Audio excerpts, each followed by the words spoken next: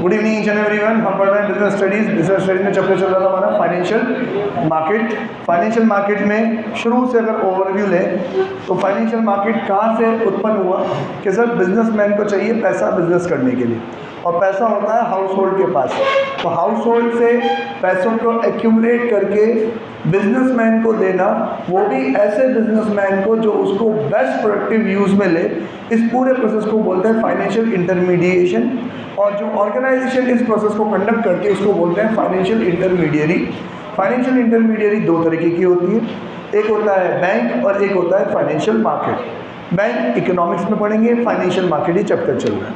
Financial market का काम क्या होता है sir? Mobilisation of fund, mobilising of fund to its most productive use. Funds को मोबिलाइज करके उसके मोस्ट प्रोडक्टिव यूज पे लगाना। इसमें अब ये फाइनेंशियल मार्केट दो कैटेगरी में बांटा जाता है, एक शॉर्ट टर्म और एक लॉन्ग टर्म। शॉर्ट टर्म को बोलते हैं मनी मार्केट, लॉन्ग टर्म को बोलते हैं कैपिटल मार्केट। मनी मार्केट में आते हैं 5 आपके मॉनेटरी इंस्ट्रूमेंट। पहला होता है ट्रेजरी बिल, दूसरा होता है कमर्शियल पेपर, तीसरा होता है आपका call money, certificate of deposit और कमर्शियल बिल। फिर आते हैं कैपिटल मार्केट में। कैपिटल मार्केट में जिसको पैसा चाहिए वो कौन है? जो लॉन्ग टर्म के लिए पैसा चाहिए, इन्वेस्टमेंट के पॉइंट ऑफ व्यू से नहीं देखते, जिसको रिक्वायरमेंट है अगर लॉन्ग टर्म है तो कहाँ आएगा? Capital market. कैपिटल मार्केट भी दो तरीके के हैं, एक प्राइमरी मार्केट और सेकेंडरी मार्केट। प्राइमरी मार्केट का नाम है न्यू इशू मार्केट। पहली बार सिक्योरिटीज इशू करनी है तो प्राइमरी मार्केट में जाओ, ऑलरेडी इशूड सिक्योरिटीज को बेचना और खरीदना है तो कहाँ जाओ? Secondary market. सेकेंडरी मार्केट कहीं हद तक हम समझ सकते हैं आज के ज़माने का शेयर बाजार, जो हमें हेल्प करता है सिक्योरिटीज को एक्सचेंज करने में, खरीदने और बेचने में। पहले ये शेयर बाजार फिजिकल फॉर्म में चलता था, एक मार्केट हॉल हुआ करता था, वहाँ जाना पड़ता था, परचेज सेल करना पड़ता था। अब इसको ऑनलाइन में कन्वर्ट कर दिया गया है, लेकिन एक इसमें रिस्ट्रिक्शन है कि आप डायरेक्टली इसमें परचेज सेल नहीं कर सकते। आपको क्या चाहिए उसके लिए? ब्रोकर। तो ये ब्रोकर जिम्मेदारी लेता है कि एक पार्टिसिपेंट से शेयर्स लेके दूसरे पार्टिसिपेंट तक पहुंचाएगा और दूसरे पार्टिसिपेंट से पैसे लेके पहले पार्टिसिपेंट तक पहुंचाएगा। ठीक है, पहले ये जो शेयर्स थे ये बेचे और खरीदे जाते थे फिजिकल फॉर्म में, जिसको बोलते थे अपन सर्टिफिकेट, शेयर सर्टिफिकेट। मैंने आपको प्रोसेस समझा रखा है कि अगर मैंने कंपनी के शेयर्स खरीदे तो पहले कंपनी प्रोस्पेक्टस के थ्रू करती थी। प्रोस्पेक्टस में अपना प्रोजेक्ट की डिटेल दे देती थी, पीछे एप्लीकेशन दे देती थी। आपको अगर सही लगता है एप्लीकेशन भरो, उसके साथ चेक स्टेपल करो और लिफाफा बांध के भेज दो। जितनी भी एप्लीकेशन आएगी उसको प्रो राटा बेसिस पे अलॉटमेंट करना कंपनी का काम था। मैंने पैसे भेजे, लकीली मुझे शेयर्स मिल भी गए। तो शेयर्स मिलने की निशानी क्या थी कि कंपनी मुझे क्या दे देगी? शेयर सर्टिफिकेट दे देगी। अब ये शेयर सर्टिफिकेट क्या है कि सर वो जो शेयर्स है, शेयर्स तो इंटेंजिबल होता है ना, शेयर्स टेंजिबल होता है क्या? आप टच कर सकते हो क्या? नहीं ना। आज मैं कहूँ कि ये IMP, ये स्मार्ट बोर्ड टेंजिबल है कि इंटेंजिबल है? मैं इसको टच कर सकता हूँ। शेयर्स के केस में जो सर्टिफिकेट आपके पास होता है, इट इज़ जस्ट लाइक जैसे इस स्मार्ट बोर्ड का बिल। मैं स्मार्ट बोर्ड खरीद के लाया तो सामने वाले ने बिल दिया होगा ना मेरे को, तो bill is like share certificate. Share तो इंटेंजिबल है, मैं देख ही नहीं सकता, टच ही नहीं कर सकता। अब वो जो शेयर सर्टिफिकेट मेरे पास है, इसको मुझे बेचना है तो एक इंटेंजिबल चीज़ को एक दिखावटी बनावटी बिल के अगेंस्ट में अगर मुझे बेचना है तो बेचने के लिए it is just like selling of property. जैसे मैं प्रॉपर्टी को बेचता हूँ, कैसे? मुख्तारनामा, इकरारनामा, वसीयतनामा, अगर आपने कभी नाम सुना हो तो, हाँ, मीन्स स्टाम्प पेपर पे एग्रीमेंट करके मैं बेचता हूँ। जिसकी मैंने आपको डिफ़िकल्टीज सुनाई थी कि अगर ये सर्टिफिकेट खो गया तो, डैमेज हो गया तो, चोरी हो गया तो, मेरे को थोड़े ही शेयर्स बेचने, पूरे नहीं बेचने। बेचने के बाद भी जिसने सर्टिफिकेट मुझसे ख़रीदा उसको भी एप्लीकेशन डालनी पड़ेगी। कंपनी उसके नाम का नया सर्टिफिकेट बना के भेजेगी, नहीं भेजेगी तो कंपनी के नाम पे, कंपनी के पास तो ऐसा लगता है मैं ही शेयर होल्डर हूँ, कंपनी तो डिविडेंड मुझे ही भेजती रहेगी। बहुत सारे प्रोसीजर्स हैं। अब इन्होंने कहा यार ये लफड़ा है, ये शेयर सर्टिफिकेट से क्या होता है, फिजिकल फॉर्म है ना, इधर से उधर पहुंचाने में भी क्या होता है? डिले होता है। आज आप कोई चीज़ कुरियर करते हो तो 3-4 दिन लगते हैं कि नहीं लगते? जितनी दूरी वाली बात होगी उतना टाइम लग जाएगा। शेयर अगर शेयर सर्टिफिकेट के थ्रू बेचा, शेयर बाजार इसी तरह काम करता था, पहले इसी तरह काम करता था। भैया शेयर खरीद लिया तो ब्रोकर की जिम्मेदारी आपसे सर्टिफिकेट ले और उसको पोस्ट करके वहाँ भिजवाए, उसकी जिम्मेदारी उसके अकाउंट से पैसे ले और इधर ट्रांसफ़र करे। पैसों का ज़माना विकसित हो चुका, लेकिन शेयर सर्टिफिकेट अभी भी कागज़ के फॉर्म पे है। तो डिले भी लाता था, प्रोसीजरल डिले भी लाता था। इन्होंने कहा यार इसको हटाओ यार, इसको किस में कन्वर्ट कर दो, ऑनलाइन में कन्वर्ट कर दो। इसको बोलते हैं डीमटेरियलाइजेशन। क्या बोल रहे हैं? ये जो मटेरियल फॉर्म है ना इसको डीमटेरियलाइज कर दो, हटाओ मटेरियल फॉर्म, इसको ऑनलाइन में क्या कर दो, कन्वर्ट कर दो। तो कौन करेगा इसको? सब अपने अपने शेयर ऑनलाइन में कन्वर्ट कर दो। क्या जादू टोना है क्या, शकाला का बूम बूम? नहीं ना, कैसे करेंगे? तो उन्होंने एक जिम्मेदारी दी किसको, डिपॉजिटरी को। 2 डिपॉजिटरी हैं, मतलब एक तरीके से यूँ समझ लो 2 ही बैंक है। पैसा अलग बैंक में रखा जाता है, शेयर्स अलग बैंक में रखा जाता है। पैसों को रखने के लिए मनमान बैंक है, शेयर्स को रखने के लिए सिर्फ 2 बैंक है, NSDL और CDSL।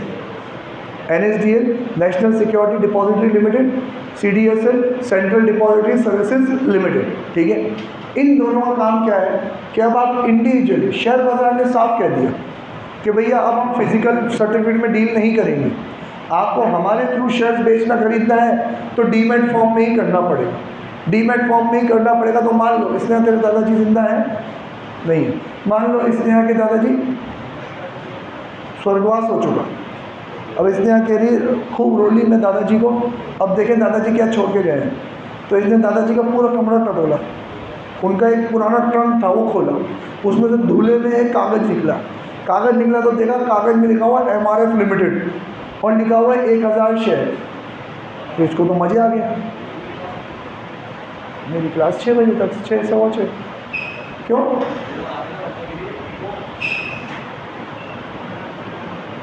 मेरे को ये बात ध्यान ही नहीं थी, मैंने इनकी क्लास ही आज 5 से 6 रखी।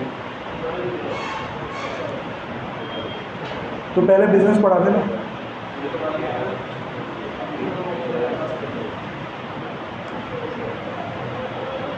फिर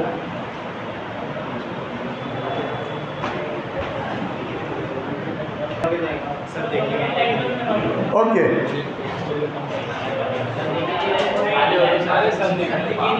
कोई बात नहीं, सुनाई तो दे रहा हूँ, तो वहाँ मत देंगे, यहाँ देख। बात कहाँ चल रहे थे अपन कि शेयर बाजार ने मना कर दिया, अब ये सर्टिफिकेट वाला नाटक नहीं करेंगे। इसके दादाजी का इसको 1000 शेयर्स का सर्टिफिकेट मिल गया, तो अब ये स्नेहा पूछे क्या करूँ सर, इसका कैसे बेचूँ? मैंने कहा बेटा तेरे दादाजी के साथ वो ज़माना भी चला गया, अब ये सर्टिफिकेट कहीं नहीं बिकता, जल्दी से डिपॉजिटरी को कॉन्टैक्ट कर, ये डिपॉजिटरी ऑर्गेनाइजेशन पे जा, CDSL या NSDL पे जा, और तेरा सर्टिफिकेट वो लोग ले लेंगे, उसको नष्ट कर देंगे और तेरे को एक अकाउंट ओपन करके दे देंगे, जो अकाउंट तो ऑनलाइन अपने मोबाइल में देख सकती है, और तेरा अब शेयर जो है वो ऑनलाइन उस अकाउंट में स्विच हो जाएगा। अब तुझे किसी को ट्रांसफ़र भी करना है तो अब शेयर बाजार तेरे ऑनलाइन अकाउंट से दूसरे के डीमैट अकाउंट ऑनलाइन अकाउंट में ट्रांसफ़र कर देगा। तो डीमैट की पिक्चर अच्छे से समझ गए आप लोग? सब समझ गए? आज के ज़माने में ये समझना इतना मुश्किल है भी नहीं। It is just like Paytm wallet, उसने अपना हमारा पैसा हमारे बैंक में से लेके कहाँ डाल दिया? पेटीएम के वॉलेट में डाल दिया। सेम तरीके से हमने शेयर सर्टिफिकेट का फिजिकल फॉर्म खत्म करके उसको ऑनलाइन डीमैट अकाउंट में डाल दिया। डीमैट अकाउंट और बैंक अकाउंट में फ़र्क क्या है? बैंक अकाउंट में सिर्फ पैसा रिकॉर्ड होता है, डीमैट अकाउंट में हर कंपनी के शेयर रिकॉर्ड हो जाते हैं। इसके पास 5 कंपनी के शेयर है, इसके पास 50 कंपनी के शेयर है, मेरे पास 500 कंपनी के शेयर है।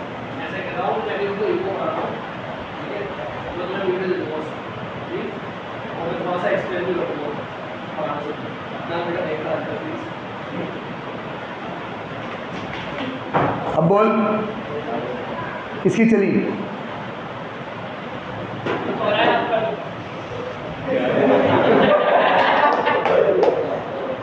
अबे मैं तो ये बता रहा हूँ मेरी नहीं चली। कहाँ चली? कब चली? चलो आया चलो। फिर यार उसके दादाजी की कहानी रह जाती है यार। ऑनलाइन में कन्वर्ट हो गया। इस पूरे प्रोसेस को बोला अपन ने डीमटेरियलाइजेशन। ठीक है। अरे यार बच्चे डीमटेरियलाइजेशन, ये पूरा प्रोसेस किसने करा? डिपॉजिटरी ने। अब इसने का अगला सवाल, सर ये डिपॉजिटरी कहाँ मिलेगी? मैंने कहा बेटा दिल्ली या मुंबई में ही मिलेगी। तो क्या दादाजी के चक्कर में अब दिल्ली मुंबई जाना पड़ेगा क्या? टेंशन मत लें। इन डिपॉजिटरीज ने अपना जाल फैलाने के लिए अपने एजेंट्स बना रखे हैं, जिसको बोलते हैं depository participants. Sir depository participant कौन होता है? बेटा डिपॉजिटरी पार्टिसिपेंट कोई भी बन जाता है। अक्सर बैंक और शेयर ब्रोकर कंपनी क्या बनती है? डिपॉजिटरी पार्टिसिपेंट बनती है। ठीक है, या तो बैंक होगी या शेयर ब्रोकिंग कंपनी होगी। ठीक है सर, अब इस पूरी कहानी से अपन 3 चीज़ों को समझते हैं। पहला, सर डिपॉजिटरी सर्विसेज क्या होती है? सर क्या होती है? वो फिजिकल फॉर्म को इलेक्ट्रॉनिक फॉर्म में कन्वर्ट करने की सर्विस क्या बोलता है? Depository services. सर डिपॉजिटरी कौन होता है? वो ऑर्गेनाइजेशन जो इस प्रोसेस को कंडक्ट कर रही है। डिपॉजिटरी पार्टिसिपेंट कौन है? उस ऑर्गेनाइजेशन के एजेंट। ठीक है, अब ले लो पेन पेंसिल हाथ में। It refers to that service through which transfer of ownership in shares take place by means of book entry without the physical movement of shares. Sir ये उस भाई ये हो गया क्या? मार्कर वार्कर है क्या? नहीं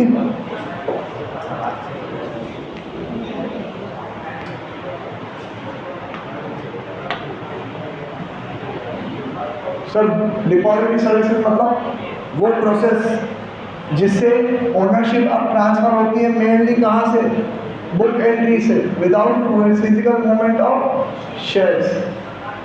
अपने आप बुक एंट्री के थ्रू ही इस अकाउंट से उस अकाउंट में क्या हो जाएंगे? ट्रांसफर हो जाएंगे, फिजिकल मूवमेंट नहीं करना पड़ेगा।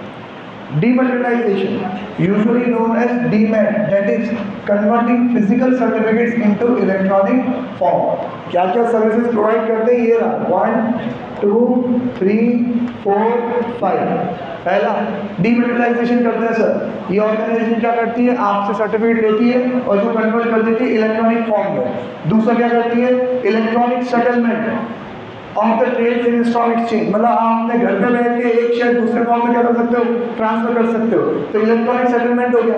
पहले तो वो रजिस्ट्री करवाने के लिए साइन करने जाना पड़ता था ना, स्टैम्प पेपर बनवाने पड़ते थे, पेपर साइन करने पड़ते थे, अब इलेक्ट्रॉनिक हो गया।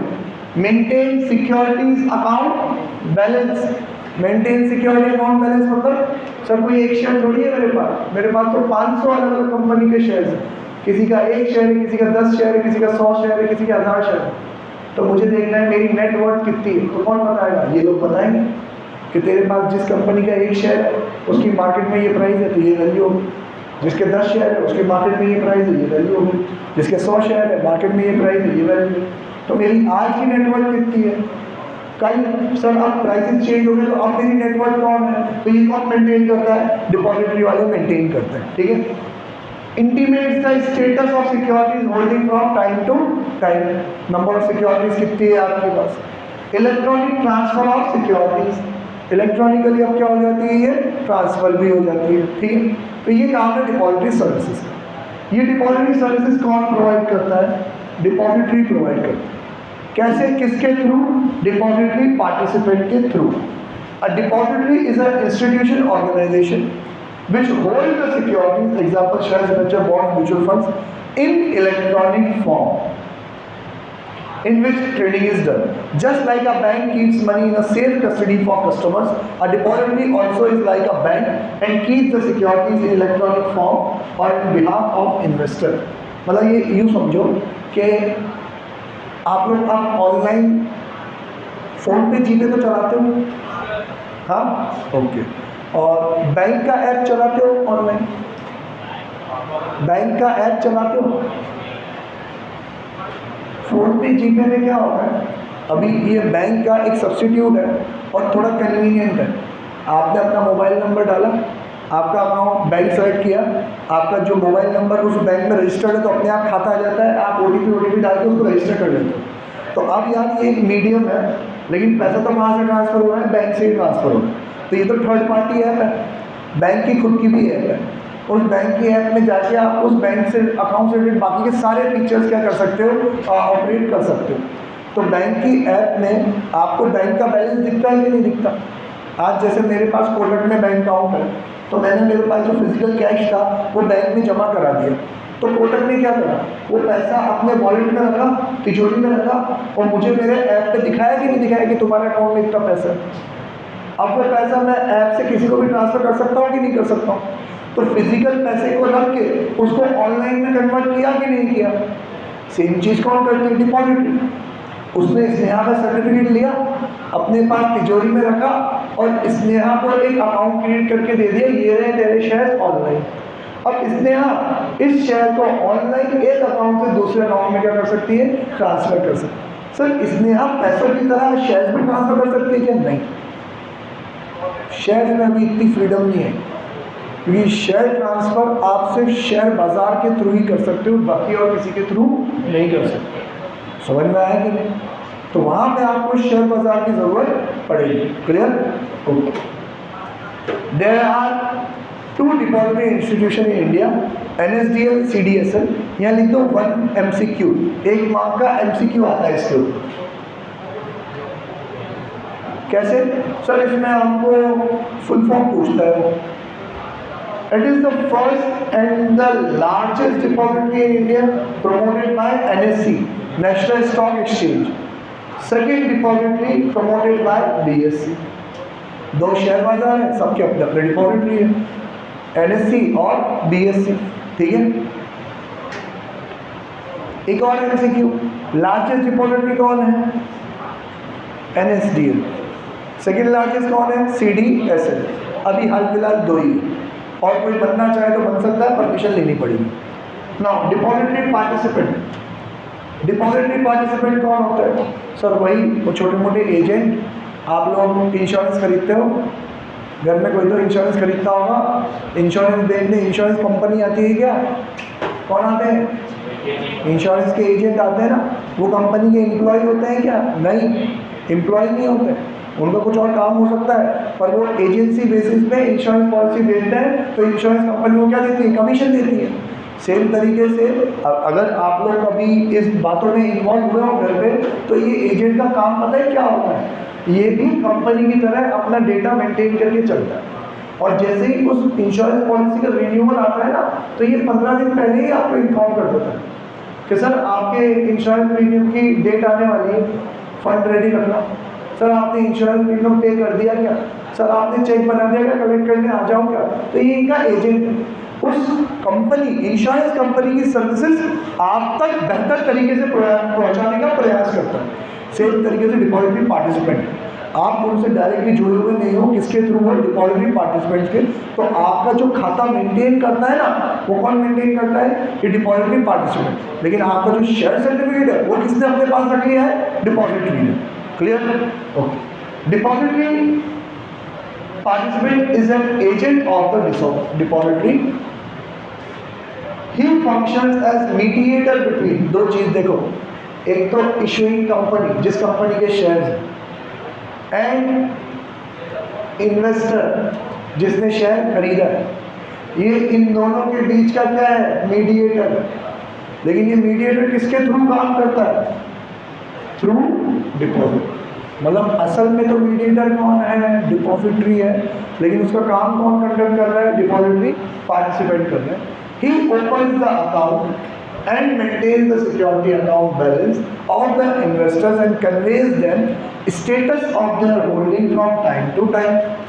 3 काम कर रहा है सर। एक, अकाउंट ओपन कर रहा है, दूसरा उसको मेंटेन कर रहा है, तीसरा कन्वे कर रहा है कि क्या आपका स्टेटस है। मीन्स अब आप तो अकाउंटिंग कॉमर्स के स्टूडेंट्स हो तो बहुत इजीली समझ सकते हो। लेजर अकाउंट समझते हो कि नहीं समझते हो आप? तो लेजर में अकाउंट बनाना मतलब, एक मैं लेजर अकाउंट बना के बैठा हूँ, आपका अकाउंट मैंने ओपन कर दिया। दूसरा, उसमें मैं पोस्टिंग कर रहा हूँ, मतलब मैं क्या कर रहा हूँ? उसको मेंटेन कर रहा हूँ। हाँ भैया, ये रहा, मैंने ओपन किया, मैंने मेंटेन किया, और फिर जब जब तुम मुझसे बैलेंस पूछ रहे हो मैं तुम्हें बैलेंस भी बता रहा हूँ। तीनों काम मैं कर रहा हूँ। ठीक है। As per SEBI guidelines, bank, stock broker etcetera can become depository participant. कौन कौन बन सकता है? बैंक बन सकता है, स्टॉक ब्रोकर बन सकता है। हाँ, पार्टिसिपेंट बनना है, आपको एजेंट बनना है। किसका एजेंट बनना है? डिपॉजिटरी। उनके साथ आपको क्या करना पड़ेगा? टाई अप करना पड़ेगा। Now demat account. Demat account आप अच्छे समझ चुके हो, ऐसा अकाउंट जिसमें हमारे शेयर्स किस फॉर्म में रहते हैं? इलेक्ट्रॉनिक फॉर्म में रहते हैं, इधर से उधर ट्रांसफर करने में हेल्प करते हैं, इलेक्ट्रॉनिकली उनका क्या हो जाता है? सेटलमेंट हो जाता है। तो demat account, dematerialised property known as demat is the process of converting share certificate into physical form of share certificate from its physical form into electronic form and credit the same number of holding to the demat account which the investor opens with the depository participant. Demat account refers to the account which is opened by investors with depository participant to facilitate trading of shares. एक line की definition star mark कर लो, और ये इस line पे भी star mark कर लो, इस डीमैट अकाउंट पे भी स्टार मार्क कर लो। एक मार्क का क्वेश्चन आता ही आता है, मतलब इसकी केस स्टडी आएगी ना तो एक क्वेश्चन तो डायरेक्ट पूछेगा what do you mean by demat account, कि डीमैट अकाउंट का मतलब क्या होता है। सर डीमैट अकाउंट मतलब एक ऐसा अकाउंट जो हम किसके पास ओपन करते हैं, डिपॉजिटरी पार्टिसिपेंट के पास, काहे को, ताकि हम शेयर में क्या कर सकें, डील कर सकें, ठीक है। डीमैट अकाउंट सर ऐसा अकाउंट जिसने हमारे शेयर सेगमेंट को किस में कन्वर्ट कर दिया, ऑनलाइन फॉर्म में कन्वर्ट कर दिया, ठीक है।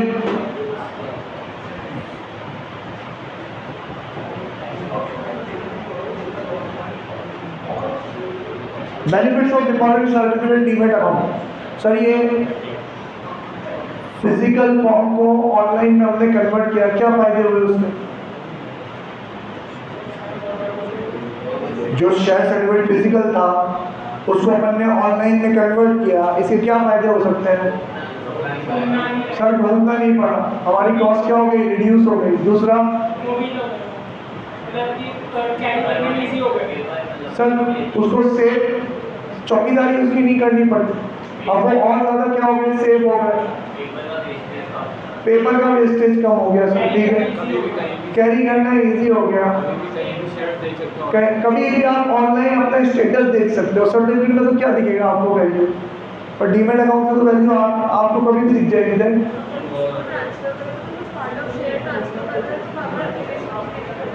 सर वो जो शेयर सर्टिफिकेट में तो जाएगा तो पूरा सर्टिफिकेट ही जाएगा, वो सर्टिफिकेट जाने की जरूरत नहीं है आपको, तो अगर आपके पास 1000 शेयर है आपको 100 शेयर में ट्रांसफर करना है तो आप कर सकते हो।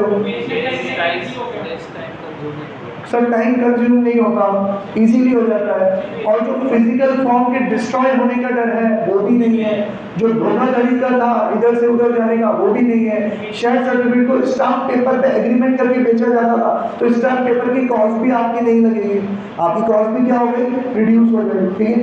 तो चलो, elimination of problems associated with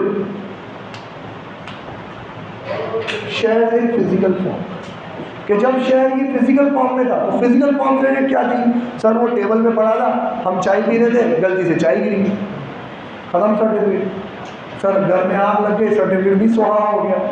तो जितनी भी फिजिकल फॉर्म वाली चीज़ है सर, इधर से उधर भेजते रहे तो डिले होता ना फिजिकल फॉर्म की वजह से, वो भी नहीं हुआ, तो फिजिकल फॉर्म की जितनी भी प्रॉब्लम थी वो सारी क्या हो गई, एलिमिनेट हो गई। दूसरा, exemption of stamp duty. Stamp duty मतलब सर मैं जब शेयर बेचता था तो स्टैम्प पेपर पे बेचता था ना, तो स्टैम्प पेपर का भी अमाउंट होता था फिक्स, कि अगर 1 लाख का शेयर बेचोगे तो 100 रुपये का स्टैम्प पेपर होना चाहिए, इससे ज़्यादा के शेयर बेचोगे तो 1000 रुपये का स्टैम्प पेपर होना चाहिए। तो ये तो पैसे मेरे वेस्ट जा रहे हैं ना, ये भी क्या हो गया, अब खत्म हो गया, अब ये स्टैम्प पेपर बनाने की ज़रूरत नहीं है। रिडक्शन इन पेपर वर्क, क्यों पेपर वर्क, मुझे अब एप्लीकेशन भेजनी पड़ेगी, ओरिजिनल सर्टिफिकेट भेजना पड़ेगा, कंपनी को ओरिजिनल सर्टिफिकेट डिस्ट्रॉय करके रजिस्टर में नाम चेंज करके नया सर्टिफिकेट छाप के मुझे भेजना पड़ेगा, तो पेपर वर्क कितना सारा हो गया। ऑनलाइन में तो अपने आप इलेक्ट्रॉनिकली क्या हो जाता है, डेटा चेंज हो जाता है, मेरा नाम हट के उसका नाम आ जाएगा, ठीक है। Increase liquidity through speedy settlement, पहले आप सर्टिफिकेट भेजो फिर मैं पैसे भेजूंगा, पहले आप पैसे भेजो फिर मैं सर्टिफिकेट भेजूंगा, तो सर्टिफिकेट भेजने का टाइम लगता था। 1000 शेयर है, 500 शेयर बेचने हैं, तो पहले वहाँ भेजूँ, 2 टुकड़े करके भेजूँ, फिर एक को मैं बेच दूँ, तो उसमें टाइम लगता था। अब वो सब नहीं होता सर, लिक्विडिटी उसकी क्या हो गई है, बढ़ गई है, ईजीली कैश में क्या हो जाता है, ये कन्वर्ट हो जाता है। Attract foreign investor in promoting foreign investment, sir online हुआ ज़माना तो शेयर सर्टिफिकेट का प्रॉब्लम नहीं है, नहीं तो साला हम इंडिया से इंडिया लेटर भेजने में इतना टाइम लगा देते हैं, फॉरेन से तो लेटर बोल ही जाओ 15-20 दिन लग जाएंगे आराम से। तो फॉरेन इन्वेस्टर्स को क्या करता है, ये अट्रैक्ट करता है, ठीक है। अब भाई इस बाज़ार का ये सेबी कहाँ से आया, सर कुछ लोगों ने शेयर बाज़ार बना दिया, और लोगों को उसमें डील करने में मज़ा भी आने लगा, और कुछ लोग अब मिल के पब्लिक का क्या करने लग गए, एक्सप्लॉयटेशन करने लग गए। तो आप अब इस एरा में हो कि जहां आप इजीली एक्सेप्ट कर सकते हो कि ऐसी ऑर्गेनाइजेशन जो पब्लिक एट लार्ज के साथ डील करती है, इनको रेगुलेट करने वाला कोई होना चाहिए कि नहीं होना चाहिए? कोई इनके माई बाप होना चाहिए ना, जो इनके ऊपर नजर रखे ये सही से काम कर रहे हैं कि नहीं कर रहे। नहीं तो यार जहाँ जहाँ इंसान है वहाँ क्या है, करप्शन है। जहाँ इंसान है वहाँ पे क्या है, करप्शन है। यहाँ पे कोई ना कोई लूप होल हो सकता है, क्योंकि इंसान बैठा है ना, उसको आप बना सकते हो, उसको कोई ना कोई लालच आप दे सकते हो। तो इनको रेगुलेट करने के लिए एक बॉडी बनाई गई जिसका नाम क्या है, SEBI, securities and exchange board of India. It is just like RBI. जो काम आरबीआई का है ना, मतलब कल को मनन यूँ कहे कि सर मैं तो मेरा बैंक अकाउंट खुलवाऊंगा आरबीआई में खुलवाऊंगा, तो आरबीआई के इसलिए बैठेंगे तेरे जैसे खाता बना। आरबीआई का काम अकाउंट ओपन करना नहीं होता। आरबीआई का काम तो क्या होता है, बाकी के बैंक्स पे नजर रखना, उनको रेगुलेट करना। तो सेम तरीके से SEBI is not a share बाजार, इट इज जस्ट लाइक आपका सीबीएसई। सीबीएसई का काम आपको पढ़ाना नहीं है, वो तो सिर्फ एग्जाम कंडक्ट करती है, आपको रिजल्ट देती है। आप पढ़ते तो कहाँ पे हो, स्कूल्स में। तो सीबीएसई उन स्कूल्स को क्या करती है, गवर्न करती है, रेगुलर टाइम पर उनका इंस्पेक्शंस करती है, उधर विजिट करती है, चेक करती है कि आप सही से काम कर रहे हो कि नहीं कर रहे हो। बहुत सारा विजिलेंस होता है। आरबीआई का, आरबीआई पढ़ लिया आपने? हाँ, सेंट्रल बैंक पढ़ लिया आप लोगों? तो सेंट्रल बैंक उनको गाइड करती है कि कब आपकी इंटरेस्ट की रेट कितनी होनी चाहिए, कब ज़्यादा होनी चाहिए, कब कम होनी चाहिए। आरबीआई उन पर बहुत अच्छे से नज़र रखती है। बेटा पॉज करो। हेलो, तो चलो, तो अब यार सेबी क्या करेगी?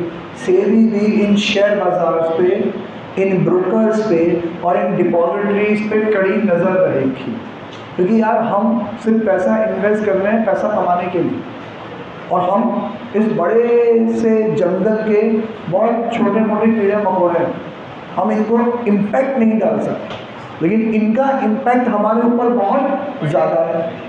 तो यार हम, मतलब आप सोचो आपके साथ कुछ धोखाधड़ी हो जाए और आपको शेयर बाजार को कुछ सुनाना हो, हाँ ये सुनाओ, क्या अल्लाह बचाओ, उन दोनों चौकीदारी आपको बंद में घुसने से रोक देगा। तो कोई ना कोई तो होना चाहिए ना, और हमसे छोटी मोटी भी स्कैम करें तो इनका तो करोड़ों का फायदा हो सकता है। तो सेबी बनाई गई इन पर कड़ी नज़र रखने की। किस किस पे रखेगी? शेयर बाजार पे भी रखेगी, इनके शेयर ब्रोकर्स पे भी रखेगी, इनके डिपॉजिटरी पार्टिसिपेंट्स पे भी रखेगी, डिपॉजिटरी पे भी रखेगी, और जितने फाइनेंशियल इंस्टीट्यूशंस हैं और जितनी भी कंपनीज इन शेयर बाजार के थ्रू शेयर्स इशू करती है, जिनके शेयर्स बेचे खरीदे जाते हैं, उन सब पे शेयर बाजार की नज़र रहेगी, ताकि कोई माल प्रैक्टिस ना हो जाए और किसी पब्लिक का नुकसान ना हो जाए। ठीक है, तो फर्क है। Security exchange board of India was established by the government of India on 12 April 1998। लिख दो भैया एमसीक्यू। कब गया? 1988। As a interim administrative body to promote orderly and healthy growth of securities market for investors and for investors protection from trading malpractices, price rigging and insider trading etc. 1992 देखिए आप लोग? हाँ नहीं देखिए?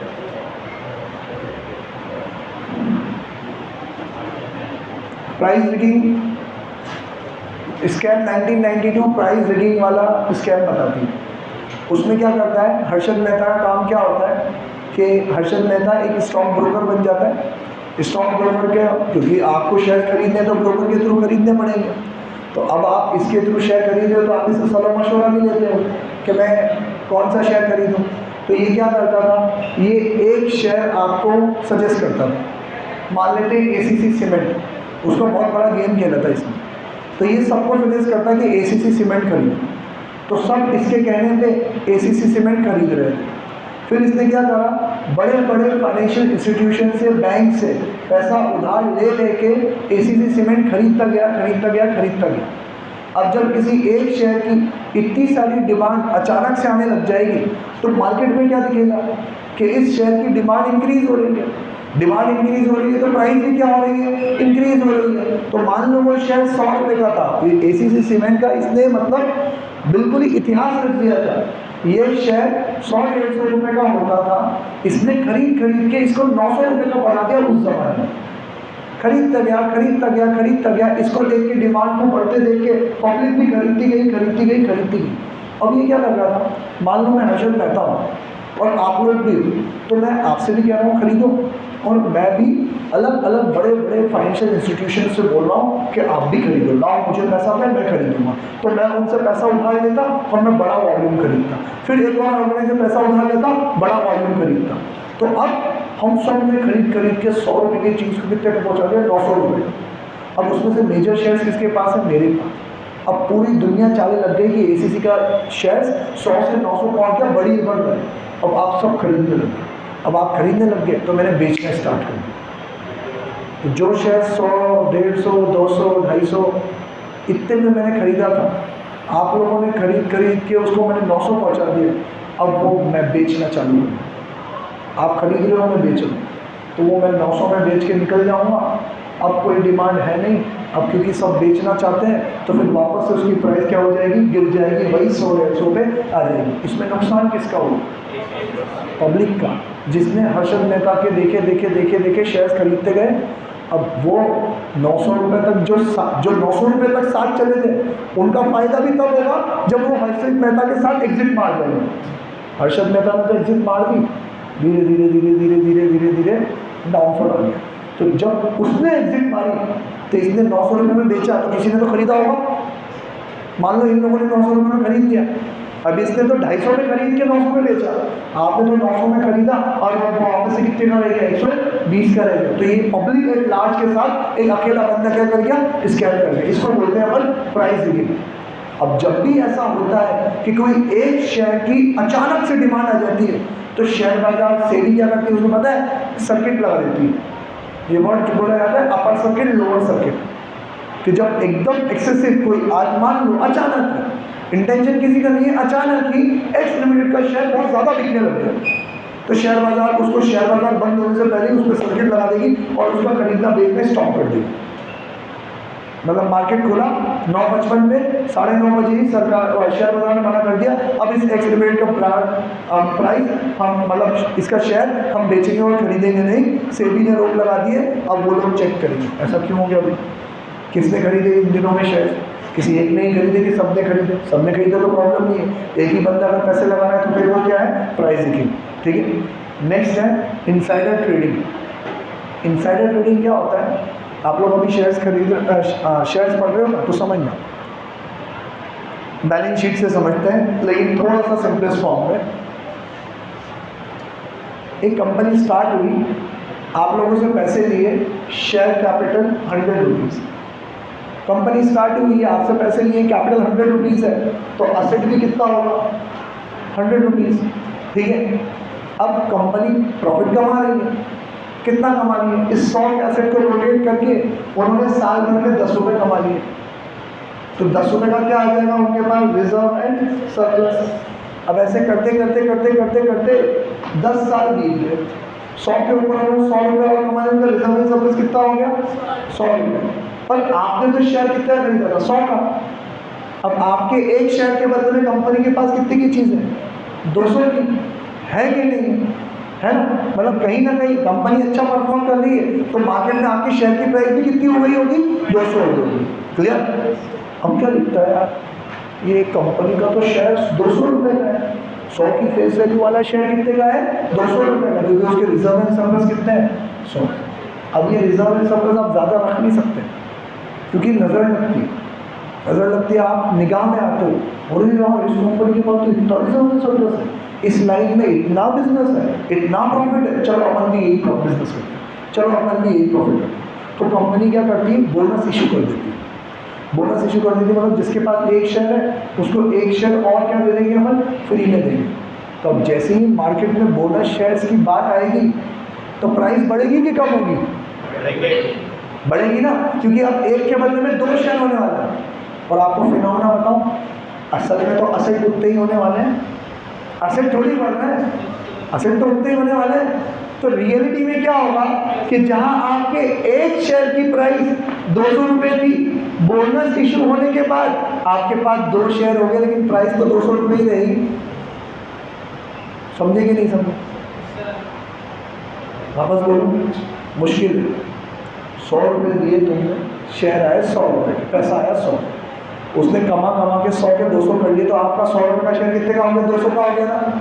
अब कंपनी ने आपको लॉलीपॉप फ्री में दे दी, एक शेयर और ले, पर कंपनी के रियलिटी में कोई एसेट बढ़ा क्या?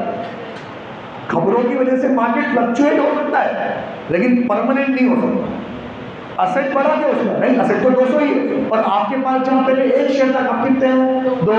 तो पहले एक की प्राइस 200 थी, तो अब 2 की प्राइस 200 है। तो बोनस इशू करते ही तो प्राइस एकदम से गिरेगी, कि जहाँ पहले एक शेयर 200 का था, तो वहाँ अब 2 शेयर कितने की हो जाएंगे? 200। डिमांड एंड सप्लाई अपना काम खेलेगा। जरूरी नहीं है कि एक शेयर अब 100 का ही हो जाए, हो सकता है एक शेयर अब 120 का रह जाए, 130 का, और खरीदने वाले ज़्यादा है तो 150 का भी रह जाए। लेकिन ऐसा तो पॉसिबल ही नहीं है ना कि पहले एक शेयर 200 का था, तो अब 2 शेयर 200 के 400 हो जाए। ये तो प्रैक्टिकली इम्पॉसिबल है ना, इतनी तो डिमांड हो नहीं सकती। अब यार एक बात बताओ, कंपनी बोनस शेयर इशू करना चाहती है, किसको करना पड़ेगा? सबसे पहले किसको करना पड़ेगा? शेयर होल्डर्स को, बोर्ड ऑफ डायरेक्टर्स। किसको पता पड़ेगा?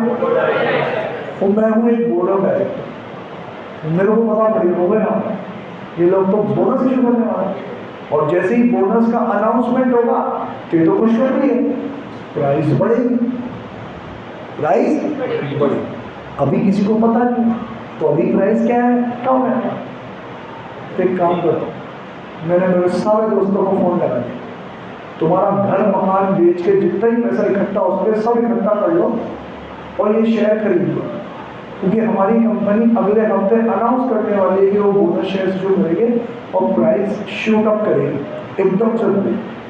ऐसा हमने किया भी से, सब ने अपना घर मकान बेच के सारे शेयर खरीद लिए, तब शेयर की प्राइस कितनी थी? 200 रुपये। जैसे ही खबर आई कि बोनस शेयर इशू होने वाले हैं, प्राइस पहुंच गई 250 रुपये, तो उनके तो मजे आ गए। जिसने 1 करोड़ लगाया था उसका तो हफ्ते भर में 1 करोड़ 25 लाख रुपए, 25% का मुनाफा हो गया सब हफ्ता भर। तो इसको बोलते हैं अपन इनसाइडर ट्रेडिंग। किसी का फायदा हुआ तो किसी का नुकसान भी तो हुआ होगा ना। तो आपने एक खबर लीक करके क्या कर दिया, किसी का नुकसान कर दिया, ये भी अलाउड नहीं है। सेबी ऐसी माल प्रैक्टिसेस पे क्या करती है? ध्यान रखती है। The insiders of a company, director, promoter etcetera, using inside information, example bonus issue to make personal profit, इन सारी चीज़ों को रोकती है। प्लस सेबी पर ध्यान भी रखती है कि शेयर बाजार को और क्या नया किया जा सकता है, कि शेयर बाजार क्या करे, ऊंचाइयों पे जाए, ग्रो करे, हमारा मार्केट क्रैश ना हो, कैसे ध्यान रखा जाए। तो 3 तरीके के इसके फंक्शंस हैं। एक है प्रोडक्टिव फंक्शन, जिसका हमने एग्जाम्पल लिया कि उन्हें हमें प्रोटेक्ट करना है पब्लिक एट लार्ज को। एक है डेवलपमेंट फंक्शन कि शेयर बाजार को उनको ऊपर लेके जाना है। और तीसरा है रेगुलेटरी फंक्शन कि जो चल रहा है वो स्मूथली क्या हो रहा है, चलता रहा है रेगुलेटरी। कल पढ़ेंगे। बाय टाटा, सी।